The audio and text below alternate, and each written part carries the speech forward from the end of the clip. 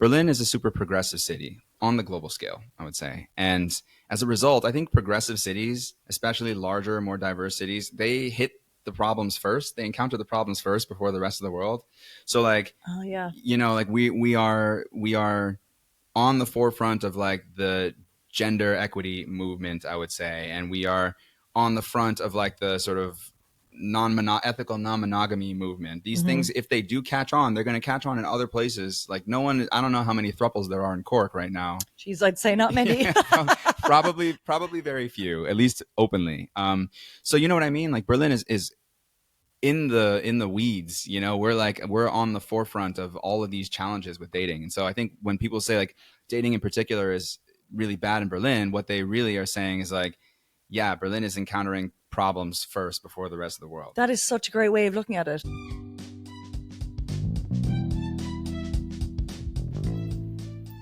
Hello and welcome back to another episode of Dating, Laughter and Disasters with me, Lulu Johnson. A show that's all about the highs and lows of modern dating, and on this podcast, we're laughing about it. Joining me on the sofa today is Tymon. How are you, hun? I'm great. Thanks for having me. 3 very important questions that you have to answer today are: where are you from? How long have you been in Berlin? And what is your current dating status? All right. Yeah. So I am from New York City. I'm from Queens, but I've lived in Berlin for 8 years. And my current dating status, which is rare for me, is taken as of a couple months ago. Ooh. For the first time in years. So go me. Go you is right. Well, we'll get into that in a second. You have a dating event. Yeah. So a little bit about that. So I have a company called Re-See Movies, and we create cinema events across a few different cultural aspects. And of course, when I was thinking about where to start, it's like, what does everyone want to talk about in Berlin? Dating. So I thought I would create a movie event that's like a date. It's like it's a movie with an activity around the topic of modern relationships, modern love. Kind of the plan was for it to be from our first dates all the way to second marriages and everything in between. Cute. So everyone could just come and just reflect on their own romantic relationships and do it in a low pressure environment. And if they meet someone, great. And if not, don't act like you didn't get your money's worth, because it was still a nice night at the cinema. We called it dystopian dating, which everyone really liked the dystopian part, but they hated the dating part. They felt like it was speed dating. They didn't like, in the US, the word dating it means something a little different. Like for us, dating is like I'm dating someone for 3 years. You know, in New York, that's what you'd say. I think across the United States, it's like that. So like, it's, if you met someone and they had a partner, you'd be like, how long have you two been dating? And it doesn't have to be exclusive or anything. It's just like hanging out, and like it can be exclusive. It almost implies exclusivity, I would say. But here in Germany, or at least in Berlin, when people hear dating, they think of like the first few dates only. True, it is. And then it's like, well, what are you now? Oh, well, we're currently... And then there's a 7-year situationship that happens after the dating period, But so for that reason, we changed the name to be a little bit more inclusive. We now call it Real Love. REEL. Very, love. Very quick. But yeah, that's kind of how I got into this dating sphere, for lack of a better term, and that's how I got served your content on Instagram. You're welcome. Algorithm. Yeah, thank you. And in particular, I saw your call out of men for not coming on the podcast, which is totally fair, because I've had a problem having men come to my events as well. So that's when I sent you a message and figured we could talk about it live. Thank you. Yeah. Anyone listening, do what Tymon did and make contact with me. Dating in Berlin _ Send the DM. Send the DM. Yeah. Exactly. And so how are your events going then? Are you getting success stories? Have you heard of any couples forming or anything?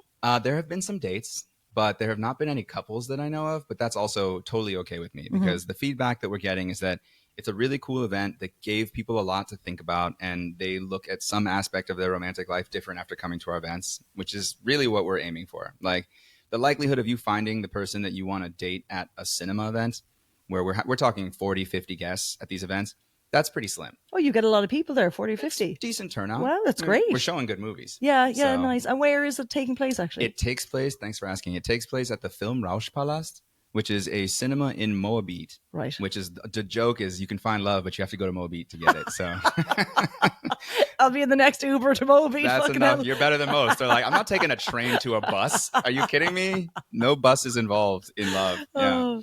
But there's a really cool building called the Kulturfabrik building, like the Culture Factory. They've got a stage theater, a nightclub, a cinema, a bar, like all in one building.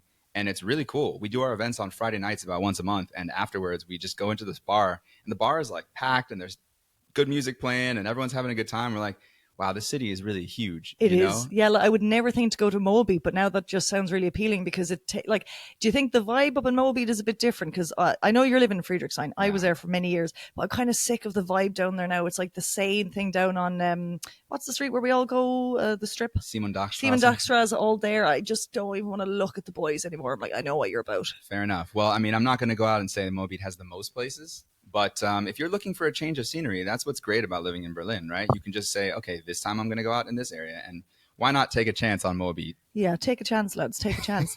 And so, but you're also having trouble with the men going to your events. Yeah. And it's, what's funny is I think the men who come, they recognize immediately, they're like, wait, the odds are really in my favor here. And there's like a lot of cute women, and it's a good atmosphere for meeting people. Like I try my best to create some slightly awkward, but not too awkward social activities for people so they get a chance to actually mingle and talk to each other. Hot take here, perhaps, but dating events are actually cringy. And people don't really want to go to an event that's like a straight up dating event. I mean, True. I have been to a couple that were really cool, but I think a lot of people are intimidated by them. Mm-hmm. And so, that's why I didn't make this a straight up dating event. I was listing an event on Eventbrite. And if you ever put events on Eventbrite, you know how they like show you how many events are in the different categories. Mm-hmm. And it was like, music, 10,000 events, food, 8,000 events, dating, 38,000 events. Yeah. There's a lot going on. There's tons of dating events going on. And if people aren't going to the ones that are already out there, I don't think mine is going to change the game in any way. So I tried to create something a little bit different. And the goal with Real Love is to create an evening that maybe helps you in your romantic life without it being all about meeting someone and getting their contact information on that night. And it's about talking to people again in person, isn't it? Like we've all forgotten it. We're all shy. Even if we weren't living in Berlin, because this is not a place for small talk, I think probably, what's it like in New York? Are people still talking to each other on the streets? Like Americans randomly? love small talk. They Americans do. are But like I like that. them for that because I'm also like that. I would love it if someone stopped me walking down the street. Like I remember being in New York one time and just one guy just roars me, "Hey lady, you look great today." I was like, "Thanks, stranger."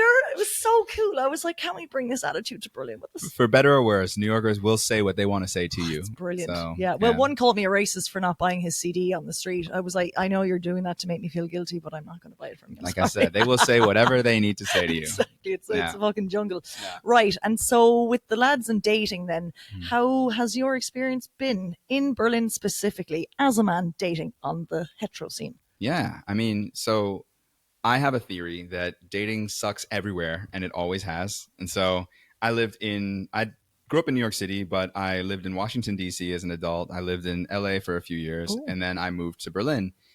Dating was difficult for different reasons in each of those cities. I mean, you want to talk about a problem that LA has that Berlin doesn't have. It's like you set your radius on Tinder to 5 miles, and that person could live an hour from you in LA because of the traffic and because you do not want to get caught going the wrong direction on a train at the time of your date, whatever. So, or on the train. I'm too used to living in Berlin. There are no trains in LA. You're stuck in your car for an hour. True. Yeah. They don't really have much of a public transport service. Yeah, it's just chock-a-block, always on the highway. Just rush hour gridlock all the time. So every city has challenges, and I feel like Berlin has some unique challenges for sure. But I also think there's a lot of sort of young, sort of inspired people here. If you know where to look, you can find people that are your type, that are like you. And so even though Berlin has other problems, like maybe people are too transient, maybe there's too much going on, maybe people get overwhelmed, maybe they get dragged into sort of something that they're not interested in because they have this sort of like alles kann, nix muss. Have you heard this term or whatever? Alles kann, you can do everything, but you don't need to do it. Yeah, exactly. Yeah. And it's kind of like in the kinky scene, it's like kind of like what they would, you could easily go to a sex party and that would be like the motto of the sex party or something like that. But in general, I think that's the attitude that people have towards dating here, where they're just like, well, I'm open to whatever. It's like, no, don't be open to whatever. Then you get yourself in a situation where you're actually wasting your time with a bunch of things that you're not interested in. Yeah, your interests are too broad. Like narrow it down to what you really like. Because yeah, you're right. You can actually find anything you want here. Yeah, I agree. But I didn't answer your initial question, which was what was my dating experience like in Berlin? And I would say that it was kind of up and down. So I have a girlfriend now. We've been dating for only like a couple of months at this point. It's going really well. That's long term. That's Yeah. serious stuff. Brilliant. Dog years here. We're dealing with dog years. Yeah. 2 months. Yeah, we're getting married. Like, fucking hell. Are you going to tell us how you met? We met at a party. And so we went on the date. We had a great time. But then I was planning on going to Asia for 3 months shortly thereafter. You meet someone right before you're going on this trip, and it's not the best time to start a relationship with someone. But on top of that, I was in a period in my life where I had convinced myself that I need to be with a certain kind of person. Asian? No. Oh, yeah. It's because you're heading off for 3 months. I see how you made the connection there, but this was a solo trip to spend time alone and not go find an Asian bride and bring her back. Yeah, no, I was just the trip was already planned before I met her, and then I basically told her that we couldn't keep it going, and that really devastated her, and I knew that it was the wrong decision in the time. And this is just one of those dystopian dating or like real love kind of like things. It's like, listen to yourself. You knew, your conscience was telling you that she was actually the right one for you.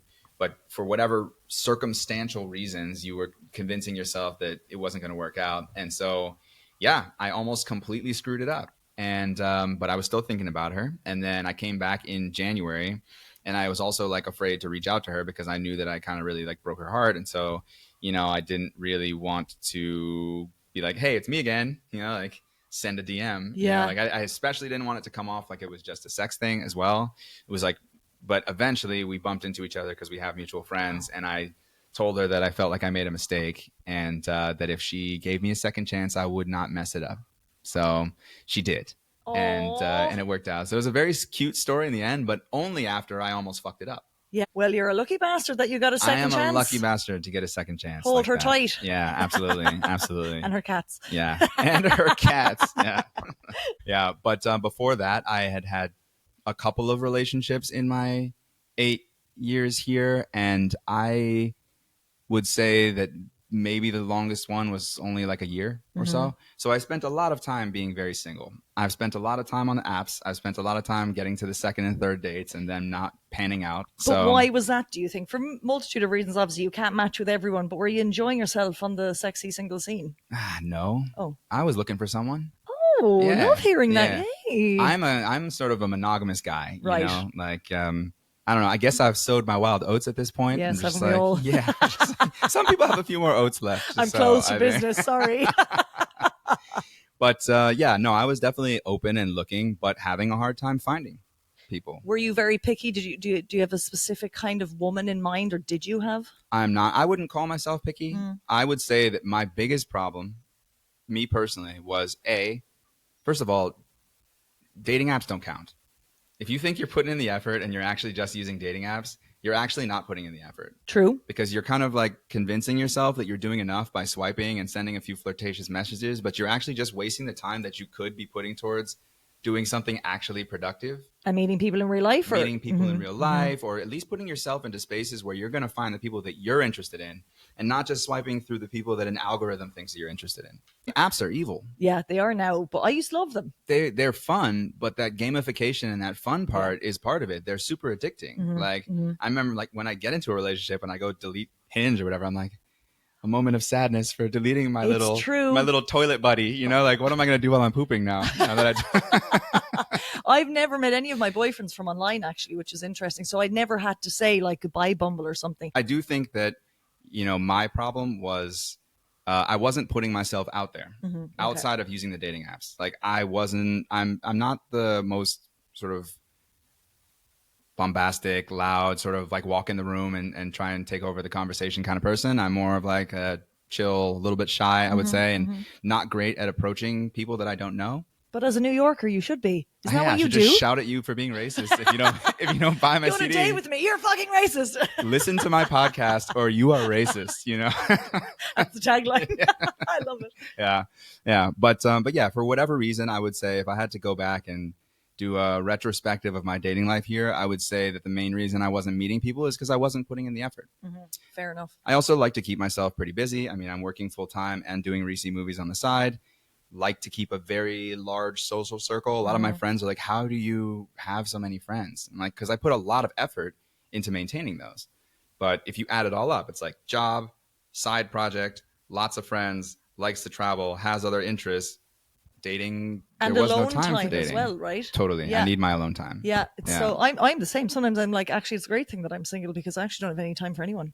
There you go. I mean, imagine giving up all that time and then just being miserable, but you're with someone. You wouldn't want that either. Exactly. And like, that's it. And that's Berlin in a nutshell. You can have so many friends here. You've so much to do that you're not bored and lonely enough to need a relationship. Like if I live back in Ireland, for sure, I'd be like, well, you don't have the different events happening every single night of the week here, which we take for granted. For sure. You'd be at home in your house. You'd be bored every Saturday night, or like every night of the week watching TV with someone because the weather is shit outside as always. And it's like, I need a partner. Do you know what I mean? I think I've also just realized that now as I'm saying it. Do you know? Winter is coming, and the cuddle season is upon us. Cuffing season, I believe. You say that too. I almost said that, but I mean, it didn't really take off. I like cuddle season more. That makes sense.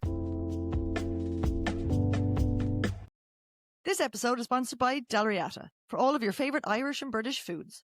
Check them out now on dalriata.de or call into them on Vinstraße 32 in Prenzlauer Berg. You said that you didn't really approach women. Yeah, not normally. Would you like if a woman approached you? 100%. 100%. Right. Because I was saying this on the podcast recently. I have these stickers, the certified hot stickers where I've approached men. That was a great campaign. Yeah, it's been pretty rough because the dudes are not accepting of it because I'm just meeting the German fellas when I'm out. Oh, it's so disappointing. So I'm going to Manchester next week and I'm bringing a ball of them with me. In England, you're going to have a different experience. I can't wait. You're going to put these stickers on these like Manchester lads and they're going to be like, yeah, we already know. You know? Like, yeah, exactly. We already knew that. All right, darling, I fucking knew already. That's I wasn't going to try to do the accent, but you can do it. You can do it. Well, love it up north in Manchester. All right, love it. Oh, I'd love a sticker, please. Please record a podcast episode. Oh God, I love it. With the accents. When I'm around people with strong accents enough, I end up taking them off, and it's that's true. But then they get pissed off at me. I've got an Australian friend, and she's like, "Lulu, stop doing my accent." Lulu, Lulu. So many R's. So many R's. Yeah. But so you would feel comfortable. And have you ever been approached by a woman? In public? No, not that I can remember. And I think actually there's a bigger point there, which is not just my experience. Most people are intimidated by the idea of approaching someone. Male, female, non-binary. If you like to put yourself out there, it takes a lot of courage and a lot of effort. And if you're the type of person who does it, like major kudos to you. But we do like these little surveys at some of our Real Love events. And it's basically like anywhere from 65 to like 90% of people are like, I don't make the first move. Regardless of whether they are, whatever gender they are, they don't want to make the first move. Men used to do it, or at least back in Ireland, we'd be in the pubs, university days, super drunk, and you would just, but you kind of still do it now in Ireland. You do just go up and talk to someone very easily, but we might not have exactly conversed in a way of like, oh, can I get your number kind of thing. But now I'm at the point in life where I'm like, I don't give a shit. So you approach men. Well, I do now with the stickers because that's an icebreaker, but I haven't. So I have a girlfriend, Ariana, and she absolutely loves talking to everyone and anyone. So she's a great wing woman for me. That's so great. Yeah, so you need a wing person, don't you? You do. 100%. What did I want to ask you there? Actually, I wanted to ask you for my book of dreams. Nice. What do I have for you here? Oh, yes. So like, what should men try to do better in order to try and fix dating? What should men try to do? Yes. Yeah, I think, can I answer from like a non-gender perspective first, and then let's drill down? Because, one of the things that I have been noticing at these Real Love events is that the genders are like, they're not as different from each other as what you'd expect. Like the same overarching problems exist. We don't like putting ourselves out there. We don't have time. We're not necessarily making the effort. So men and women are in the same boat as far as I'm concerned.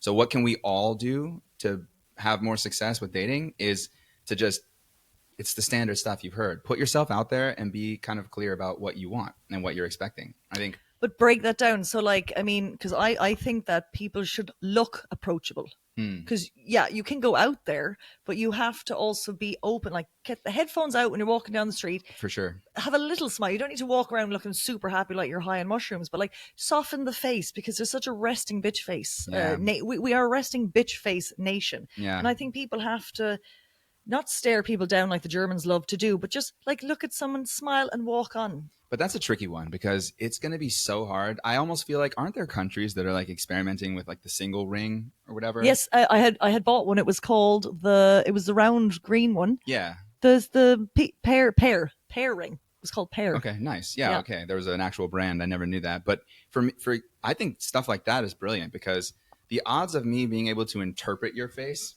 as I pass by you on the tram or something like that is pretty low, right?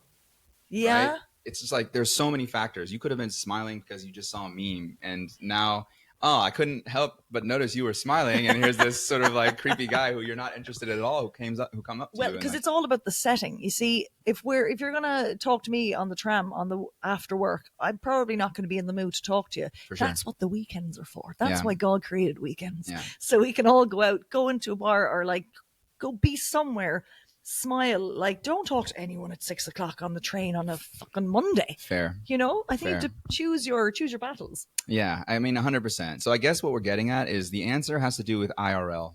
Yeah. No matter what it is, the answer has to do with we have to meet more people in real life. And I also think there need to be more ways to meet people that are the right amount of pressure. Yep. So like we talked about with dating events, they're too much pressure. Like you feel like super transactional. You feel like if you go, you need to have walked away with 3 phone numbers. Otherwise it's not a successful evening for you. And that's just like the wrong premise to go into the evening with. But we also need places where it's normal to go and like know who's single. Yeah.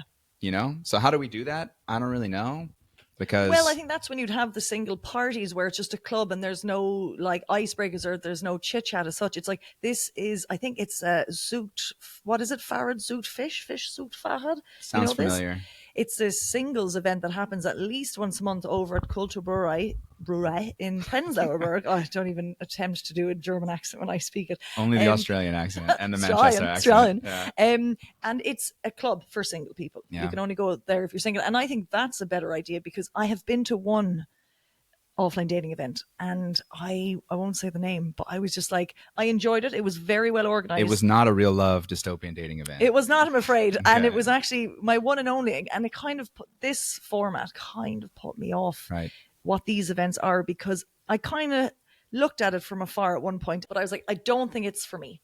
But it's more just like, this is what we have to do now as 30-something-year-olds is go to clubs, go to these events and have icebreakers handed to you, ask this question and talk to a stranger. I was just like, oh God. So I'm like, it's not really for me. Yeah. But you're genuinely like your show, your events sound way more, like you said, they're not forced and it's a bit more natural. And you have a topic to talk about as well, which isn't a forced topic. That's the point. And you have no choice but to chat to someone because you have to match a stranger. But I'm just kind of saying from just the outside looking in, I'm like, before dating apps, we wouldn't have had to do this. But it's a bit of crack. I did enjoy it. And I would actually recommend people go. I'm not going to say the name because I don't want them to think that I'm insulting them. Right. Because they might come on the show at some point. So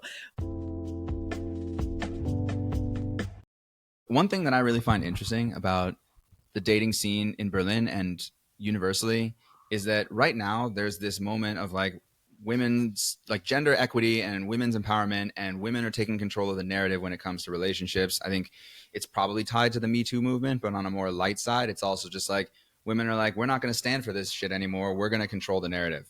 You have a ton of women who are creating podcasts. You've got like the Call Her Daddy podcast. You've got all these sort of game changing female voices in the room, which is super good. But it makes me wonder if there are guys out there who do want these relationships, who want to dispel the stereotypes, and they feel like they're getting unfairly bashed on all of these podcasts. Like, where are their podcasts? We need more men who, straight men who have their own platforms and they're using those to show that they are one of the good ones or whatever. Because I do genuinely believe that the good ones are not all taken. I saw that episode too. I think there's a lot of good ones out there, but there's a silent majority or like a silent group. I don't know if they're a majority or not. It's like that Mitta Daily survey that said like 81% of people want relationships. Like, yeah, tell that to the straight women who are going on all these dates with these guys. That's true. That was mind blowing. Actually, my God, this was amazing. 81% of people in this city are looking for a long-term relationship. But you know what? I believe it. I believe the number. I think it's actually true. I just think the voices that we hear on social media are not actually like they don't represent us. And I think maybe one thing that guys can do to make themselves a little bit more visible if they feel like they're one of the good ones, but they're not being seen, is like get your voice out there. Yeah. Create a podcast. Come on Lulu's podcast. Come on the Dating in Berlin podcast, and And talk about about your experiences. But And men don't get vulnerable with strangers very easily. And I get it. We've all the different upbringings, like different gender roles and stuff. But I'm like, let's have a little chit chat. You can come on anonymously, lads. I've got plenty of masks in my backpack. have you had anyone come? Committed Daily, in association with Tried Dating, Yeah. did a survey, and this is the unofficial Berlin Dating Report 2025. It basically says in Berlin, everyone's allergic to commitment. Everyone's busy not texting back. Boundaries here are abundant, and burnout is endemic. Is that a word? Mm-hmm. Dating in Berlin sucks. Too many options, too little connection. That's how it goes. And it said 81% of Berlin singles are looking for a long-term partner. So that's just showing you it's wild. 4 in 5 Berlin singles want a committed relationship with weight and endurance. The kind that doesn't fall apart at first sign of difficulty or vanish when summer ends. That's true. So it just shows you that like we all know what we want, but we're not working hard to maintain it. Damn right. It takes someone to be, I don't know, it just takes one mistake, or it takes, well, he's a little bit like to this, or she's not, oh, I don't know. And they're done. It's like, no, next, please. Yep. And that's the problem that we have in this society. This isn't just Berlin. This is really everywhere as well. We are not working hard because marriage must be so difficult. And like, that's when you got kids on the side as well. Like, do you know what I mean? Kids? Forget about it. It's bad enough having a cat. Look at him. He's eating the fucking gummy from the look at him. He's eaten all my doors. So this also says, what are you seeking? Casual relationships, 32% of Berliners are saying it. That's very high, actually. Friends with benefits, 21%. One night stands, 9%. And prefer to stay single, 8%. What's that? How many people? Your maths is better than mine. 1 in 12 is about 8%. That's fast maths. I'm dyslexic with maths. Can't do it at all. 12.5%, actually. Okay. Are you currently single? Waiting for the right person, 62%. Struggling to meet new people, 29%. Enjoying single life, 24%. Recovering from past relationships, 23%. That's a bit of me. So it's hesitating to commit, 6%. And we're all trying to date the same 7 people, 95%, whatever. Yeah, it's like, it's wild. Yeah. But the reason that I brought it up is because if you are a man, a straight guy who's interested in women, and you feel like, the way that dating works right now is not suited for you, because this patriarchy shit hurts men too, If you feel like you're not getting the attention that you feel like you should be getting because you're a good guy, speak up. And you can do that in a variety of ways. You can go start conversations in public. You can go to events and try and be present at those events. You don't have to try and take over the room. You can be present.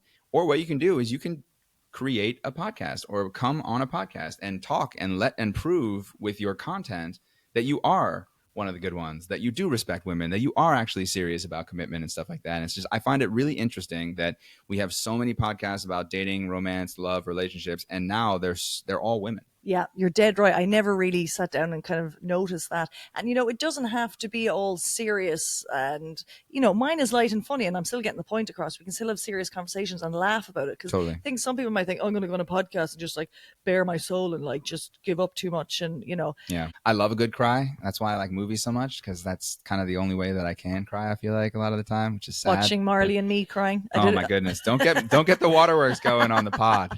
I remember laughing at my ex-boyfriend when I was 20 because he cried at that, and I really I shouldn't have done it, obviously, but I was like, oh my God, you're crying over a dog. But like now I get it because I have a cat. 100%. I mean, terrible bitch. Yeah, the littlest thing will get you in one of those movies for sure. Right, so encourage the man who's listening, who's like, maybe I should come on this podcast or a podcast or start a podcast about comfortably talking about the topic of relationships and dating from the male point of view. Exactly. And don't do it because you're expecting a date. Do it because you want to be part of the healing process and be part of the healthy conversation around dating and provide a man's perspective that's not toxic. Yeah, and help the women too. Like, I mean, I'm only out here, like, I've a very low percentage of men that have come on. I'm coming up to my 100th episode, and the majority of them are men. Yeah, but also 70 or 75% of my listeners are female. Right. Which is great. I still have a fair amount of the fellas, but we want more, even it out. If you are struggling, if you are one of these people who's in the 81% on Mitta Daily and you know you want a relationship, but then when you're out in public, everyone's talking about how no man wants a relationship or whatever, figure out a way to make yourself visible. And that doesn't have to be going to bars and hitting on people. That can be a lot of different things, including having healthy conversations on podcasts. It can be talking to your female friends about it. It can be asking your friends to set you up with somebody, Oh my God. which is something that we really don't do enough as a No, society. it's So true. yeah, Because so many of my female friends, like I've said it to them, they don't have men worthy enough to be set up with, because they're just like, I wouldn't set my friends up with my male friends. I'm like, oh my God, me too. yeah, this is a problem. This is a problem. Some men do need to do better at the end of the day. Yeah. Well, look, we're here to have the chat about it. We're here to learn about it. And hopefully people listening, it will resonate with people to just be more open, and it's okay to be vulnerable. And yeah, do you know what? Write things down. Even if you're not going to, if you don't want to speak about things, journaling is amazing. And it really does, it's a stress reliever. If you don't want to talk about it, just write it down, get it out of your head, get it on paper. I find that very helpful as well for those that don't want to express themselves vocally. Verbally. Guys, if you're listening, we are just throwing you as many lifelines as we can find. Yeah. So just grasp any one of them and tug on it, and then tug on it. Okay, don't tug on that one. You've done enough of that one. Tug on literally anything else. You know? Exactly. Oh God, brilliant. What are your tips for men out there who are searching for monogamy in Berlin, who might be a bit shy in going to these events by themselves? If, you know, they can be confident men, but they just don't have the lads to go with. Yeah, that is for sure a problem.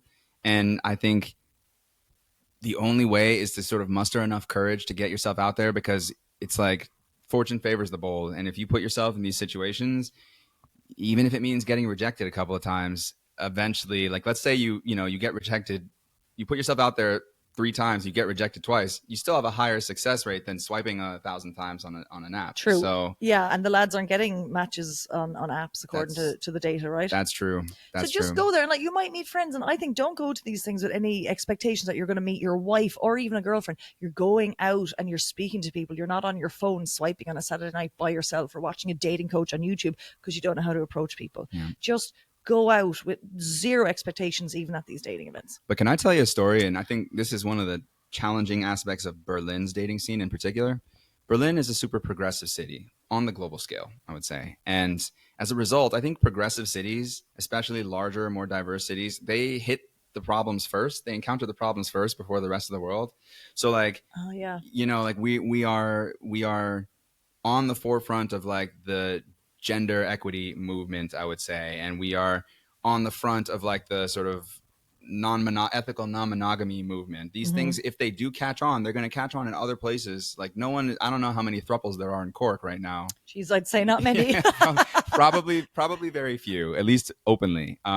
So you know what I mean? Like Berlin is in the weeds, you know. We're on the forefront of all of these challenges with dating. And so I think when people say like dating in particular is really bad in Berlin, what they really are saying is like, yeah, Berlin is encountering problems first before the rest of the world. That is such a great way of looking at it. Like I told you, I'm a little bit of a Berlin optimist. Yeah, so. yeah, no, I like that that theory. We are the front line, basically. We are fighting this dating war to save everyone else. For sure, but it's also a delicate balance, because it's like just because we're in a progressive city doesn't mean everyone wants this experimental relationship. So we did an event. One of our movies that we watched was Force Majeure.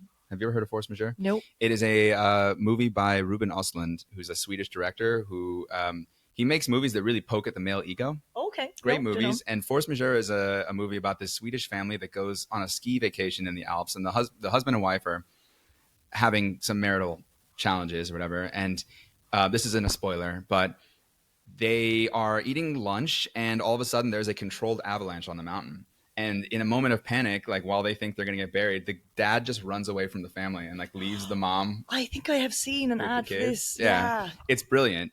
And so the rest of the movie is like, she can't get over what happened, and they just have this massive argument. And it's like the cartoon, like kerfluffle ball, where every time anyone gets near them, they just get dragged into their argument. But the whole movie is really about gender-based expectations of your partner.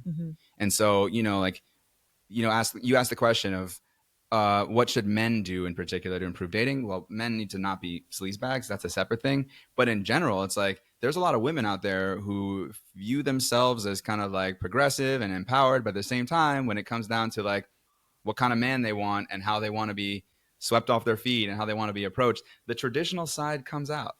And so we did like a survey, and we asked people like, you know, like, how often do you want to, you know, make the first move, or questions like that. And two of the most interesting statistics for this study were of the straight women, which was, I think it was about 10, so not the biggest survey, but not the smallest, like 7 or 8 said they strongly preferred to be approached.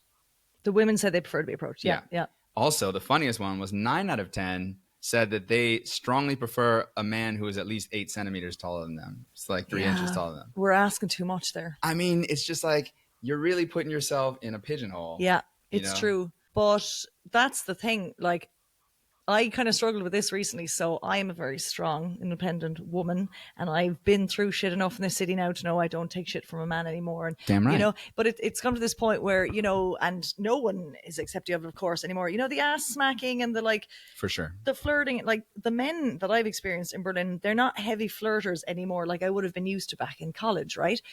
I was home a couple of weeks ago and I got approached by this older guy. He was like 8 years older than me.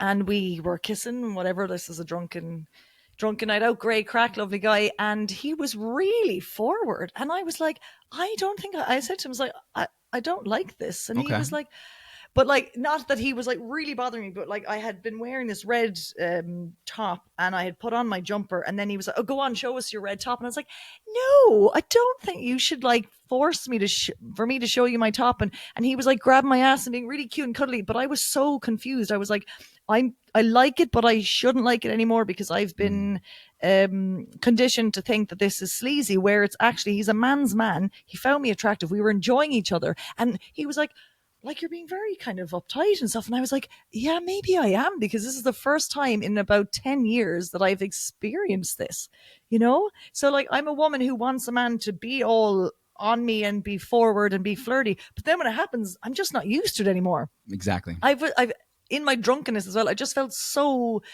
confused. I was like, I don't know what I'm supposed to do right now. Am I supposed to like this guy being really a little bit forceful and being all over me? Like, he was by no means like assaulting me, but it was just heavy flirting. Coming on strong. Yeah. Which you don't get in Berlin anymore, because men are terrified of being like that. Because, and you can understand it, like, you know, women, we're standing up for ourselves. We are calling out people who are raping and sexually assaulting and things like that. But now that means that no man will do anything like that. And I do kind of miss the attention. So here's another potential hot take, but perhaps dating would be better if it became normalized in the world we live in now for women to make the first move. Yep. Well, that's what I'm trying to encourage people to do. With the hot stickers. Exactly. And even just like, so this guy back in Cork who came up to me, he very simply just came up to me in his big Cork accent and said, hiya, how are you? I just wanted to say you're gorgeous. And luckily enough, he was actually gorgeous, so I was accepting of him. Nice. But like that, I'm trying to encourage women, and I think I have a lot of followers on the podcast who love what I'm doing with the stickers. And like, all of the girls are like, yeah, I want to try it as well. And I keep reposting this other woman, this English, I think she's a radio host, and she goes up to the guys. You may have seen some of the reposts, and she does the really funny pickup lines. Her most recent one was, excuse me, do you like raisins? And the guy will say yes or no. And then she's like, and what about a date? Oh, I have seen that. Yeah. So fucking smart. And you know how caught the guys are? Like deer in the headlights sometimes? Yeah. Like, and they love it. And like when you see these videos with the lad getting asked and his friends are around, they're all like, way! And it's so funny. And it's like, so they're super corny and they're super cringe, but they're icebreakers. Now, I've learned that they won't work on the German fellas here, and that's okay.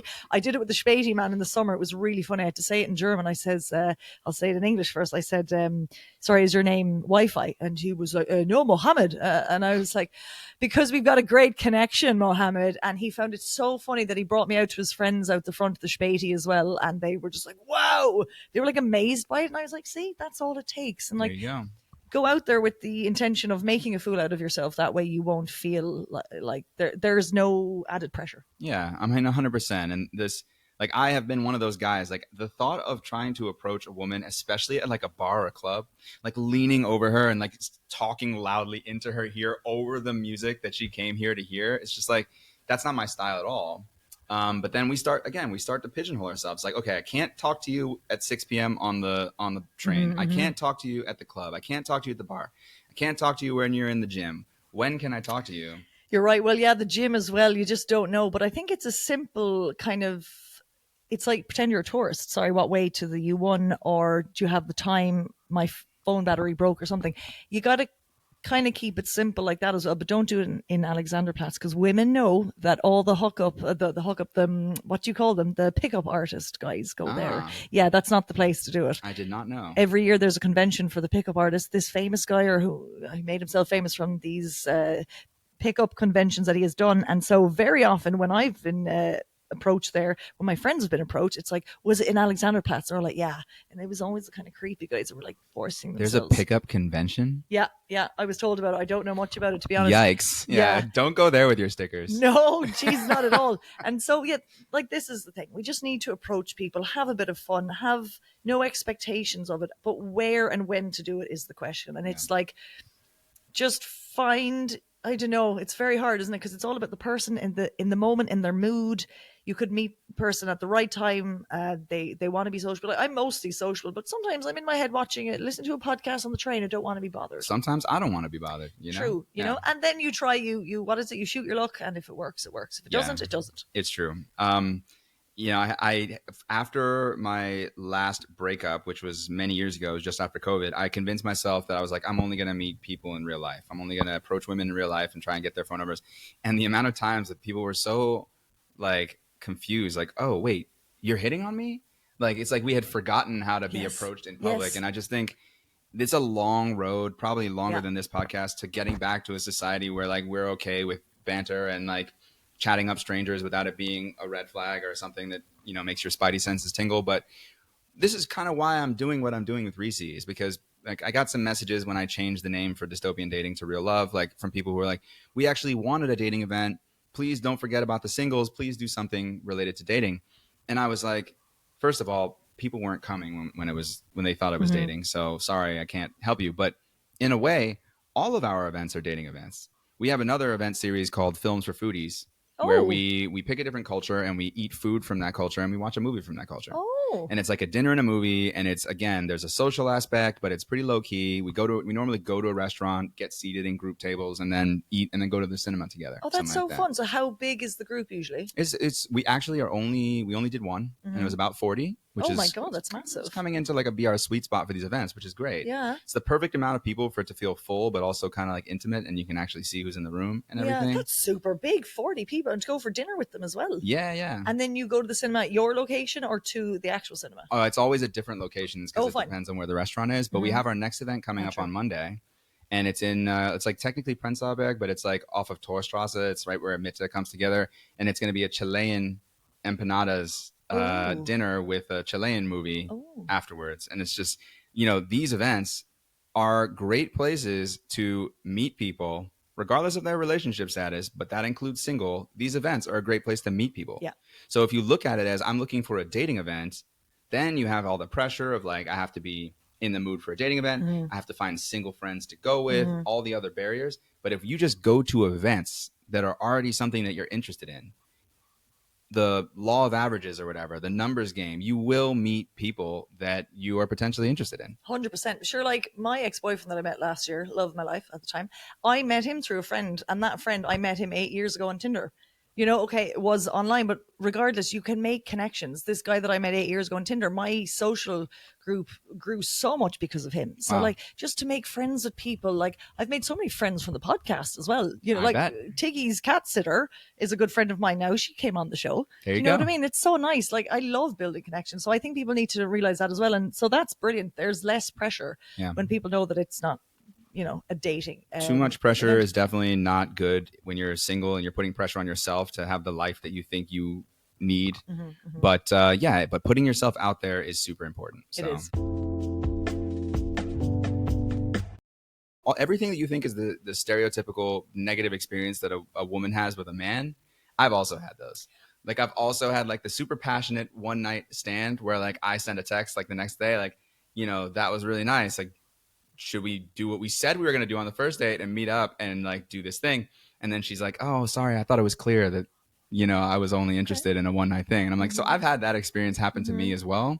You know, I've had you're clearly kind of saying you're interested in something, but you're not actually interested in it. I've had a lot of you're clearly here for the drinks, which is crazy. Like, I mean, are you that poor that you can't buy your own drinks, that you would rather like just come out, but it's about being showered with attention. You know, so I feel like I've had a lot of experiences where I've gone on dates with someone who's clearly just passing the time. Yeah. And you can like see it in their eyes, you know, like Yeah. they're They're vacant. we're all very obvious with our faces and everything. So like when someone's not interested, you can tell. Eyes are the window to the soul. Eyes are the window to the soul. Yeah. that's very deep. Yeah. Write that on the back of a fucking On a bumper sticker. biscuit or something. As someone's watching you in the rearview mirror. Like, nice. Yeah. But yeah, no, without going into too much detail, I would say I've had some very funny, some very tragic, some very weird experiences as a single man. And so I can just say that it's not an entirely women only experience. Dating sucks for everyone. It does. And I think that I'm always very quick to blanket statement. Men are assholes. Men are this, men are that. Oh, absolutely. Men are not getting the relationships that they want or the dates that they want. And they've also had bad experiences. And that's why I'm glad that you came on, because yourself, Luardo came on this season, and just yesterday Leo came on. I'm not getting enough men coming on to tell me their aspects of dating. What's the cat eating now? Onions? Potatoes, yeah. So it's a very Irish cat. Well, he's actually Polish, but although he's ginger and white, just like me. They love potatoes there too. Oh, they do. So, yeah. True to home. But I know that it's not all men, and so it's important to have a balance of conversations here, because we all just need to talk about it. And I know not everyone is comfortable to come on a show and tell me their dating experiences, but men are struggling 100%. Yeah. We're all struggling, and we're struggling because there's just so much choice, and this city offers it as well, and that's great, like pros and cons to everything. Am I very happy with my life? Yes. Would I like a relationship again? Yes. Am I going to put more effort in there in the future? Yeah, hopefully. But I feel a bit, once again, I'm kind of exhausted by men. Yep. That's fair. You know? That's fair. And I think if for better or worse, like women are doing a way better job at being upfront about what they want. Men are the more likely one, in my personal experience, to kind of try to get some, like a woman who's not actually interested in what they're interested to go along with it. For example, like keep it casual, don't be exclusive. You know, I don't want this commitment. Like if you don't want that, just don't go on dates with people who do want that. And so do you think a lot of fellas that do that do it because they just want some short-term interaction, some short-term company? Yeah, I think there's a really sort of weird gray area between like company and intimacy. And I feel like sometimes they want company without the intimacy. It's like the boyfriend experience, or the girlfriend. The guy gives you the boyfriend experience. Yeah, but only for like a rental. Yeah, a rental, exactly. There's an expiry date, which I find so sad, and that is a very common pattern here. And it's very exhausting. So I feel like men, just everyone, but men in particular, let's just cut the bullshit. Like, be honest about what you want. And talk to the camera and tell them. Cut the bullshit. Be honest about what you want. Okay. Well, don't try to tell someone, oh yeah, let's just go on a few dates and see where this is going.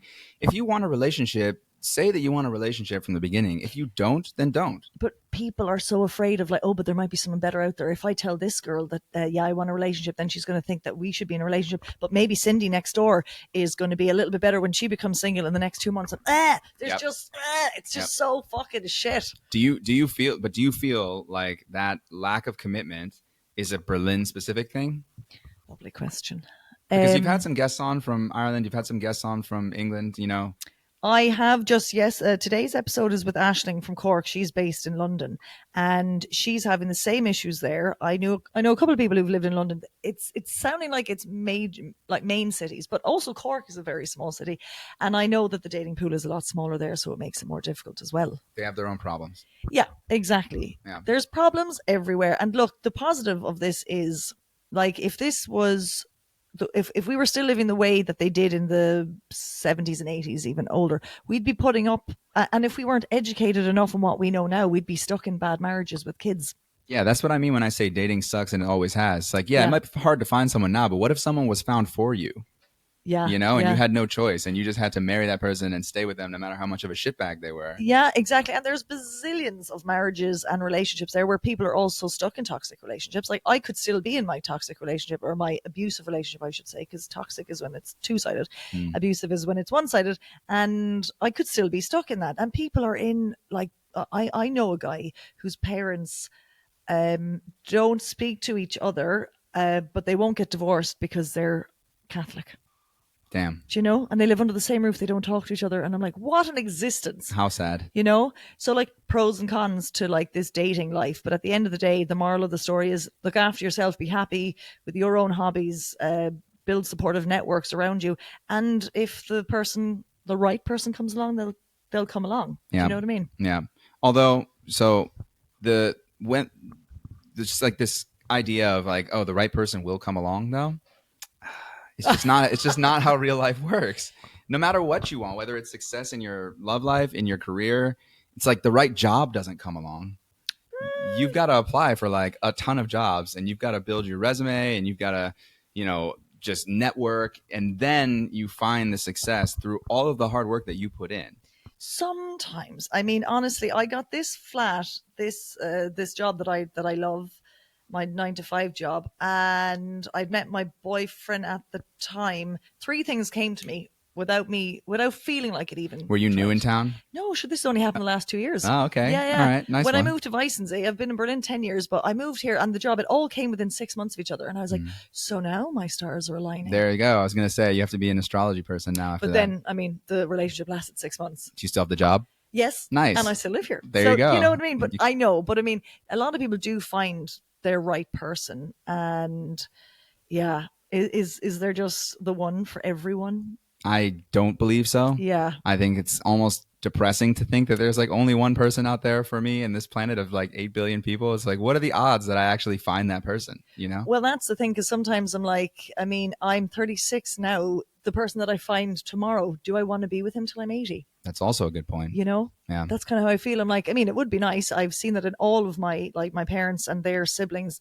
There's no divorces in my family bar one. And that divorced auntie is now with someone for the last 26 years. So I've only ever seen marriages last forever. That's also kind of an Irish thing, I feel like. Yeah. I feel like everybody in New York was just getting divorced. I think it was like, oh, your parents are fighting so much that when they finally get divorced, even the 6-year-olds are like, finally. Like, yeah, it's true. Yeah, that's the Catholic guilt beaten into us, Let's wrap up the show with a piece of dating advice, even though this whole 45 minutes has just been full of it.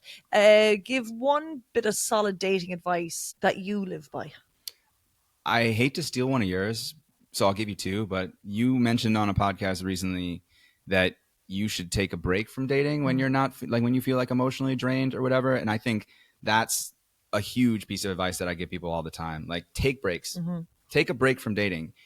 If you go on 2 or 3 dates and you're feeling like you're going into the 4th date already a little jaded and already like, this guy's going to have to be the 6'5" finance, whatever, to wow me, then you're going in, you've already sort of shot yourself in the leg. So take breaks from dating. That's another one I would say.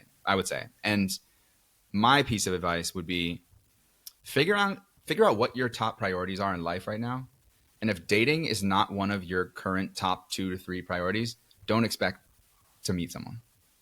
If it happens, you could still get lucky, asteroid could hit Earth, whatever. It's like, it could be a very random chance encounter. But if you're putting a ton of your time and energy into your career, and you're putting a ton of time and energy into your passions and your interests and all these great things that are all part of an enriching life, don't expect the romance to just automatically be something that happens. You're dead right. Yeah, you should prioritize what do you really want. You have to prioritize well. That means making sacrifices. That means maybe spending less time with your friends to go on dates. That's a piece of dating advice that I give people all the time. It's like, you have to prioritize in life. And if dating is not your top priority, don't expect to meet someone. Love that. Yeah.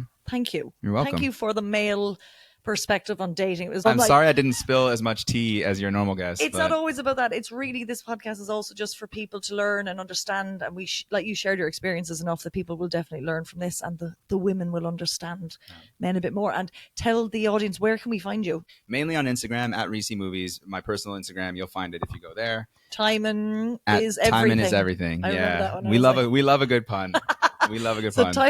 Oh, I didn't get that. Welcome. Tymon is everything, and I'm a pun queen. That went right over my head. So spell Reese Movies, REE. RESEE.